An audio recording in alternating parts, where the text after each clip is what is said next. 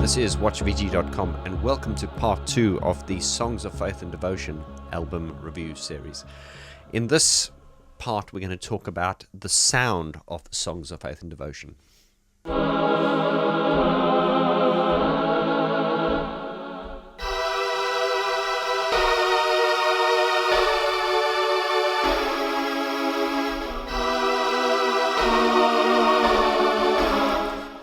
So as you see, I've got my sound bank there, which is triggered by the emulator or the Emacs.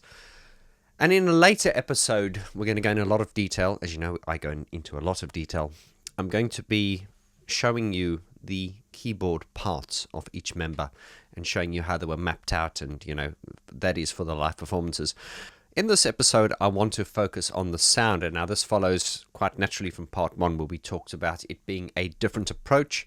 And in that part, I showed you a demonstration in my DAW and sort of showed you using a reference of a song from Violator as opposed to a song from Songs of Faith and Devotion, and just showed you how much more metronomic Violator was, and how this definitely was the point where they had really changed their approach, where it was less, I wouldn't say less programmed, whereas previous albums were, almost exclusively programmed. This was certainly an element of programming, but of course a very, very large element of this was sort of live production, like, for instance, on the Walking in My Shoes, the ding-a-ding-a-ding-a-ding, that was Alan Wilder on the bass, Alan playing real drums, Alan doing basically everything. Warning! Warning! Alan Wilder, fanboy alert! Warning! Warning!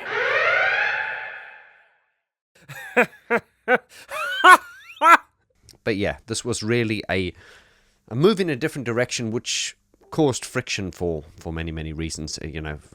Not only to do with the drugs and the stresses of their lives, but also just the fact that they were now in this position where they're working in a completely different way, in a way that was completely alien to them, which obviously brought on a lot of pressure. In hindsight, it was a good thing that they were under such pressure, because had they not been under that pressure, I don't believe this album would have been as good as what it is. So I think if you asked a lot of fans what they think of Songs of Faith and Devotion, whereas most fans agree it was a high point, there are those that sort of didn't like it. They found it was too rocky. And indeed, that is a word which is used to describe this album, is quite rocky. Now, there's reasons for that. Obviously, Dave had moved to America, and when he came back, he had a bit of an American twang, and it was like, we've got to make a rock record, and which apparently in the documentary it filled Fletch with horror when Dave said, "Oh, I dig something," because back in those days, using the word dig was a very American term. Anyway, let's not get sidetracked there. So Dave really had this real sort of rock idea. Now, that turned out to be a good thing, because I think Dave's real sort of rock sensibilities were evident in that. It was necessary for him to be feeling like that in order for this record to sound the way it did, because had Dave been told, okay, you need to go in a rock direction, it may not have come across as authentically, but he definitely, and certainly when you watch the live performances, you could see he really was in his sort of rock god element. And there were elements of, he had elements of Jim Morrison. He really was living the persona. So Dave moving to America and wanting to be this rock god and coming back and then wanting to push the frontiers and do something differently, it certainly worked. Now, talking about the sound being rocky, it is and it isn't. I suppose on its surface, you could say, yes, it is quite rocky. But if you dig a little bit deeper, certainly strip the production away, if you listen to, the sort of the bass lines and a lot of the sort of programming and foundational stuff, a lot of it is very sort of electronic. I know on the surface you hear rock drums and you hear guitar and stuff like that, but nothing was really conventionally done. Now, what I mean by that is, in a rock band, let's take a traditional rock band, conventional rock band, something like Red Hot Chili Peppers or something like that. They'd go in and, it's lay down the drums, lay down the bass, guitar is played through an amp or whatever. Here, even if you were hearing a guitar, for instance, on the lead sound of Rush, now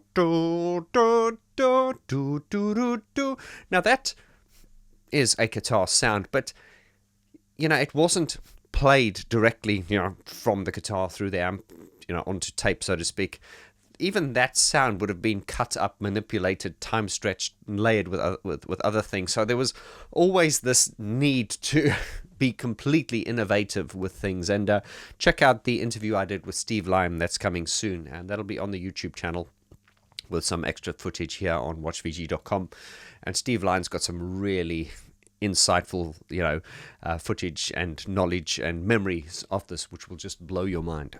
So, as Alan Wilder said on one of the documentaries, he understood that there was this desire to take it into a rock direction, and I am paraphrasing now, but at the same time, it had to have the Depeche Mode approach. It was not, as Alan said, it was not the sort of conventional, as he said, pub rock approach.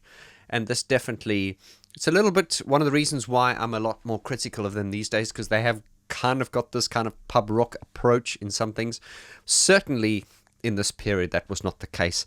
There were elements of rock, but they were kind of well contained and well presented. It wasn't a rock album.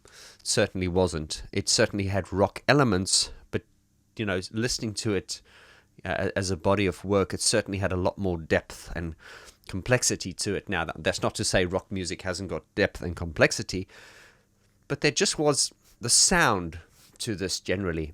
I mean, take songs like Rush, and In Your Room. God, take the whole album. You cannot just put it down as a rock record. It certainly has strong rock and very gospel-y type influences. But, to sort of point at this and say this is a rock record, it certainly isn't. There is so much more to it. Martin has said in documentaries that with this album, it was almost like they were turning into the band that they were rebelling against. Because remember, when Depeche Mode started off as an electronic act, it was kind of like, okay, we're going to do everything differently. And it was very unusual back then, when they started to see a band without drums, and, it was... They've only got keyboards. I remember when I was younger hearing about this band where everything was on keyboards. Okay, it's certainly not a big deal these days, but back then it was. So fast forward to 1993, and here they are doing all the things that they were kind of reactionary to in the earlier days. But, as Martin also said on this documentary, it's certainly the most rocky we got, but, I'm glad we did it, he said, because, you have to branch out and do different things. And this definitely is one of my favorite Depeche Mode albums. I really sort of love the innovation. And I've said before that, if any band had gotten to the level of Violator, the record label would be like, okay, you need to stick with that. And we would have forgiven them because Violator was such a great sound. And of course, there were some fans that were a bit annoyed when, they had this pristine sound of Violator, and then they just did a 180 and came with this rocky, edgy, rough kind of, not that it's rough, or I don't mean that in a bad way, but it certainly has a rough edge to it and a lot more raw. It definitely has a rock vibe. It's got a real sort of like aggressive vibe to it. Whereas Violator, well, certainly a dark vibe, but a little bit more disciplined, a bit more sort of craft work. Whereas this one definitely is something all on its own. And once again, the turmoil and the inner mental demons that they were all fighting at the time, and the conflicts amongst themselves, and all these things together, as Alan said, through adversity sometimes you create your best work, and that was all evident in the production of this album. So once again, when you hear a sound, you cannot take it for granted that it is just a sound. What I mean by that is that guitar sound would not have just been played straight from guitar, onto tape, so to speak.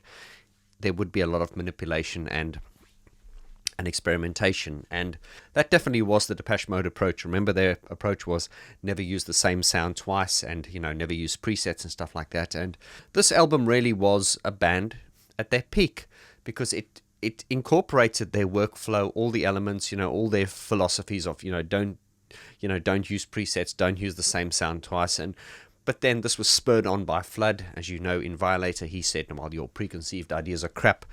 Martin, you're a great guitarist. Play guitar.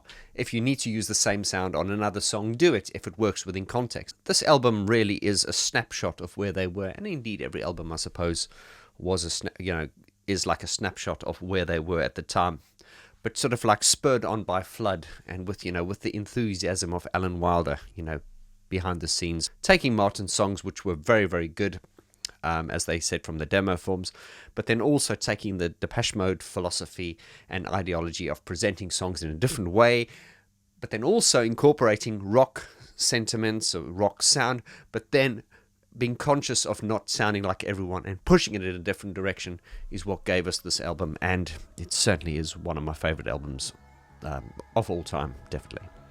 And that's it for this episode, my friends. Look forward to part 3, which is coming very, very soon. The great thing about watchvg.com here is we can just run this out as long as we want to. I do want to remain intentional with this and focused, but I also do not wish to leave any stone unturned. Please leave your comments. Let me know anything you want me to elaborate on in future episodes. Until then, lots of love. Adios.